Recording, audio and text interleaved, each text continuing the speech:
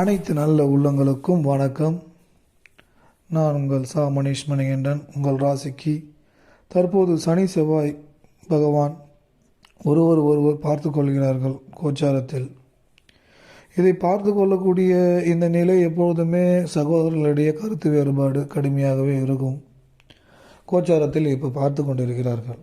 சகோதரர்களிடையே கருத்து வேறுபாடு, கோபம், அதேமாதிரி ஏமாற்றம், மன ரீதியான வருத்தங்கள், தூக்கம் இல்லாத நிலை, இதை எல்லாமே கொடுத்துட்ருக்கிறார்.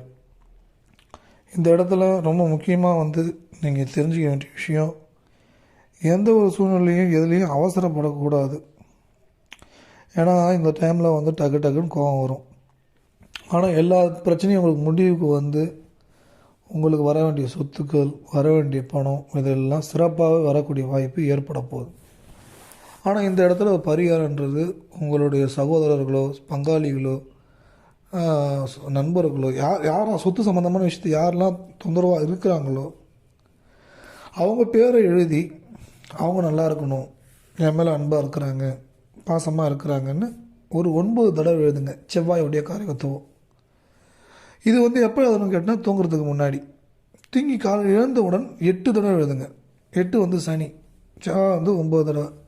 இது 2 தடவை மாற்றி கூட எழுதுங்க. காலையில் மதியம், காலையில் நைட்டு அந்நேரி. இந்த ஃப்ரீக்குவன்சி உங்களுக்கு பாசிட்டிவ் ஆக்டிவேட் ஆகிடும். கோபம் கண்ட்ரோல் வந்துடும். ஏன்னா நம்ம ஒருத்தவங்களை மதிக்கும் போதும், ஒருத்தவங்களை மன்னிக்கும் போதும், உங்களை விட்டு கொடுத்து போகும்போது இந்த கிரக நிலைகள் அப்படியே சாந்தமாகிடும். நீங்கள் வேணால் யோசிச்சு பாருங்களேன். நம்ம பிளட் ப்ரெஷர் இருக்குது, கோவப்படுறோம். கோவப்பட என்ன ஆகும்? அது இன்க்ரீஸ் ஆகிட்டு தானே போகும். கவலைப்பட்டாலும் சரி, கோவப்பட்டாலும் சரி. சில பேர் ஜாதகத்தை பார்த்தோன்னா செம்ம கோவம் வருங்கன்னு சொல்லுவோம். கோவமே பட மாட்டாங்க, கோவப்பட மாட்டாங்கன்னு சொல்லுவாங்க. ஆனால் பிபி இருக்குதுன்னு காட்டுதுங்க. ஆனால் பிபி இருக்குதுங்க. அப்போ கோபம் பட்டாலும் சரி, கவலைப்பட்டாலும் சரி, செவ்வாய் ஆக்டிவேட் ஆகிடும். ஆப்போசிட்டில் ஆக்டிவேட் ஆனால் தான் பிபி ஏறுது. பிபி ஏறினா தான் உடல் ஆரோக்கியத்தை பாதிக்குது. உடல் ஆரோக்கியத்தை பாதித்தா தான் தலையில் நரம்பை பாதிக்குது. இது எஃபெக்ட், ஓவர் எஃபெக்ட். ஒரு காலத்தில் பிபின்றது இந்தியாவில் இல்லை. இப்போ பிபி பேஷண்ட்லாம் அதிகமாகிட்டாங்க. ஒரு அமெரிக்காவில் அதிகமாக இருப்பாங்க. இந்தியாவில் ரொம்ப ரொம்ப ரேர். பிபி பேஷண்ட்லாம் ரேர் ஒரு 30 வருஷத்துக்கு முன்னாடிலாம். ஆனால் இன்றைக்கி அமெரிக்காவை போல் இந்தியாவிலையும் எல்லோரும் கவலைப்பட்டுகிட்டே இருக்கிறாங்க. மகன் மேலே கோபம், மகன் மேலே கோபம், பிள்ளை மேலே கோபம், இது ஏனோ அது வேணும்னு ஏக்கத்துலேயே இருக்கிறது. எப்பவுமே ஏக்கம் மட்டும் படவே கூடாது. ஏக்கம் பட ஆரம்பித்தாலே உங்களுக்கு மைனஸான நிலை ஏற்பட தொடங்கிவிடும். தலையில் நரம்பு சம்பந்தமான தொந்தரவு ஏற்பட தொடங்கிவிடும்.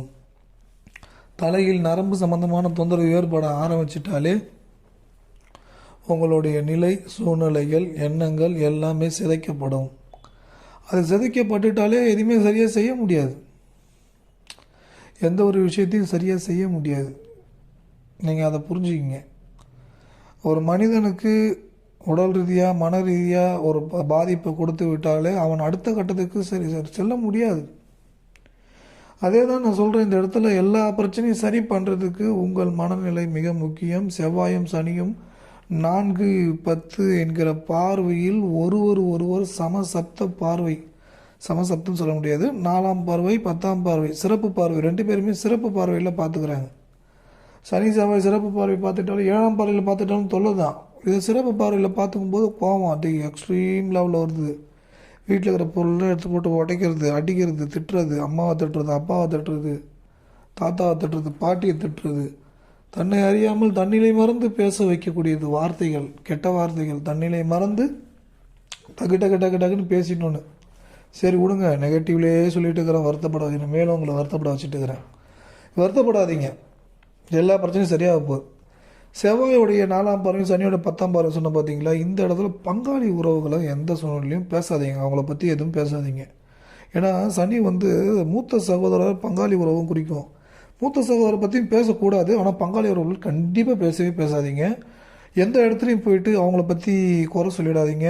அவங்க உங்களை பற்றி சொன்னாலும் பதிலுக்கு பதிலடி கொடுக்கணும், திட்டணும், அவங்கள போய் அடிக்கணும், அவங்கள மிரட்டணும், கெட்ட வார்த்தையில் பேசணும், தப்பி தவறி பண்ணிடாதீங்க. அது மேலும் நெகட்டிவ் எமோஷன்ஸை அதிகமாக உருவாக்கி கொண்டே வரும். அது உங்களுக்கு வலி வேதனை அதிகம் ஏற்படுத்தும். நீங்கள் இதை புரிந்து கொள்ள வேண்டும். அடுத்தது, எதிர்மறை சூழ்நிலைக்குள் நீங்கள் மாட்டிக்கொள்ளாதீர்கள். எதிர்மறை சூழ்நிலை அப்படின்னு பார்த்து தீய சவகாசம் அப்படின்றது ஏற்கனவே சொல்லியிருக்கேன். ஏன்னா அந்த செவ்வாய் வந்து கோபம், எமோஷன், சரக்கு அடிச்சுட்டு பாட்டில் உடைக்கணும், இந்த மாதிரி எண்ணங்கள்லாம் இந்த டைம் கொடுக்கும். அது வந்து எமோஷனில் செய்கிறது கெத்தாக செய்யணும், ஜாலியாக செய்யணும் அப்படின்ற எண்ணத்தையும் கொடுக்கும். அதேமாதிரி ராகு எப்படியாவது ஏமாற்றணும் அப்படின்ற எண்ணத்தோடு ஒரு நபர் வருவாங்க. அந்த நபரை கூட சேர்ந்துன்னு ஜாலியாக ஒரு விஷயத்த பண்ணக்கூடிய வாய்ப்பு ஏற்படுத்தும். பண்ணிடாதீங்க. இது வந்து லோ டெக் இல்லை ஹை டெக்காக இருந்தாலும் சரி, சின்ன விஷயமா இருந்தாலும் சரி, பெரிய விஷயமா எப்படியா இருந்தாலும். ஏன்னா இப்போ வந்து ஒரு ஃப்ரெண்ட்ஸுன்னு பார்த்து ஒரு 30-40 வயசு பசங்க அப்படின்றது ஒரு கேட்டகரி. 50-60 அவர் பெரிய வயசில் பெரியவங்க, அவங்க இந்த சொத்து சம்மந்தமாக, பணம் வாங்க சம்மந்தமாக, இதெல்லாம் தில்லுமுள்ளு வேலையெல்லாம் வந்து தன்னை அறியாமல் செய்ய வைக்கும்போது அது மேலும் மேலும் துன்பமான நிலையை உண்டாக்கிவிடும். தன்னை அறியாமல் செய்யும்போது அது தில்லுமுள்ளு வேலையெல்லாம் ஈடுபட வச்சிடும். ஏன்னா இந்த தில்லுமுள்ளுன்ற விஷயத்துக்குள்ளே போக ஆரம்பித்தாலே வாழ்க்கை போராட்டத்தை கொடுக்க ஆரம்பிச்சிடும். இந்த பையனை லவ் பண்ணி ஏமாற்றுவோம், அந்த பொண்ணை லவ் பண்ணி ஏமாற்றுவோம், முடிஞ்ச வரைக்கும் காசு வாங்குவோம், அதுக்கப்புறம் கொடுத்துக்கலாம் அப்படின்னு நினச்சி வாங்கினா கூட ஏமாத்துறது தான். நம்ம நம்பி ஒருத்தவங்க பணம் கொடுக்குறாங்கன்னா அவங்களுக்கு நம்ம கண்டிப்பாக ஹெல்ப் பண்ணணும், அவங்களுக்கு பிஸ்னஸ் சப்போர்ட் பண்ணணும் அப்படின்னு அந்த எண்ணங்கள் தான் ரொம்ப இருக்கணும். அது வந்து ஒரு உதாரணமாக சொல்கிறேன். நம்மளை நம்பி வந்துட்டாங்க ரொம்ப தூரம் வந்து அப்படின்னு பார்த்து அந்த நம்பிக்கைக்கு எப்பயுமே உண்மையாக இருக்கணும். முடிஞ்ச வரைக்கும் நல்லதான் நினைக்கணும், நல்லதான் பேசணும் அப்படின்ற விதைச்சிக்கிங்க. அடுத்தது ரொம்ப முக்கியமாக, எண்ணி ஒரு 50-60 நாளில் உங்கள் வாழ்க்கையில் மறக்க முடியாத அளவுக்கு உயர்ந்த விஷயம் உங்களை நோக்கி வரப்போகுது. அதுக்கெல்லாம் நீங்கள் ப்ரிப்பேர் பண்ணிக்கணும். என் மனைவிக்கு நான் உண்மையாக இருக்கிறேன், என் கணவருக்கு நான் உண்மையாக இருக்கிறேன், என் நண்பனுக்கு நான் உண்மையாக இருக்கிறேன், என்னுடைய பார்ட்னருக்கு நான் உண்மையாக இருக்கிறேன், என்னை சுற்றி இருக்கிறவங்க உண்மையாக இருக்கிறேன், இயற்கைக்கு நான் உண்மையாக இருக்கிறேன், நல்லது தான் நினைக்க போகிறேன், எனக்கு நல்லது தான் நடக்க போகுது, நல்லது தான் நினைக்க போகிறேன், நல்லது தான் நடக்க போகுது, நான் வந்து தெளிவாக இருக்கிறேன், தெளிவாக செய்கிறேன், எனக்கு சுய ஜாதகத்தில் மைனஸ் இருக்குது, ஜோசியர்கிட்ட போகிறேன், எனக்கு மைனஸாக சொல்கிறாரு, இந்தமாரி பிரச்சனை இருக்காதுன்னு, அதை பற்றி நான் மைண்டில் ஏற்றிக்கல, ரிஸ்க்கு தானே எடுக்கக்கூடாது, அதை மட்டும் தவிர்த்துக்கிறேன். அவர் சொல்கிறத முதலீடு போட்டு பண்ணக்கூடாதுன்னு சொல்லிட்டார்ல ஜோசியர், சரி அதை தவிர்த்துக்கிறேன். சரி, மற்ற என்ன வேலையோ அதை எல்லாமே செய்கிறேன். இந்த நபர் சரியில்லையா, ஒதுங்கிக்கிறேன். வீட்டில் மனைவி திட்டுறாங்களா, அந்த திட்டுற டைமில் வெளியே போயிடுவோம், நம்ம கோவம் வர டைமில் வெளியே போயிடுவோம், விட்டு கொடுத்து போவோம். அப்படியே இந்த இந்த பிளானில் அப்படியே ஸ்ட்ரக்சர் அப்படியே ஃபிக்ஸ் பண்ணிக்கிங்க.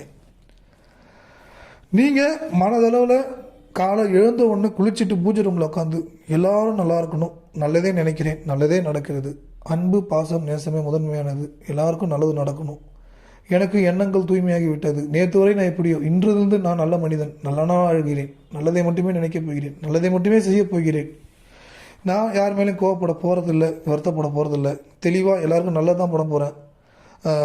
என்னை டெஸ்ட் பேப்பர் வைக்கிறதுக்கு இறைவன் வந்து யாராவது ஒருத்தனை ஆகாத ஒருத்தனை வந்து திட்ட வைப்பார். ஆனால் நான் வந்து அவங்கள பதிலுக்கு திட்ட மாட்டேன், மன்னிச்சு விட்ருவேன், எமோஷன் ஆக மாட்டேன், டக்குன்னு நகர்ந்து கம்முன்னு அமைதியாக போயிடுவேன். ஏன்னா டெஸ்ட் பேப்பரில் நான் பாஸ் ஆகணும். இது வந்து சில நேரங்களில் கொஞ்சம் மரியாதை பேசுங்க அப்படின்னு நம்ம சொல்லலாம், ஓகேங்களா. பதிலுக்கு அதே வார்த்தை திட்டுறது, அடிக்க போகிறது, இது மேலும் மேலும் ஒரு துன்பமான எதிர்மறை வலைக்குள்ளே சிக்க வச்சிடும்.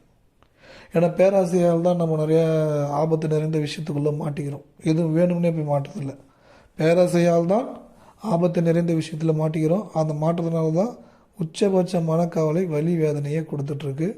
எதிர்மறை வலைகள், எதிர்மறை சிந்தனைக்குள் மாட்டிக்கொள்கிறோம். நல்ல விஷயங்கள், நல்ல மாற்றங்களை நீங்கள் அனுபவிப்பதற்கும் பார்ப்பதற்கும் தொடர்ச்சியாக நல்லதை நோக்கி செல்வோம், நல்லதே நடக்கும். அடுத்தது, நீங்கள் ஜாதகம் என்கிட்ட பார்க்கணும்னு நினச்சா வாட்ஸ்அப்பில் அனுப்புங்க.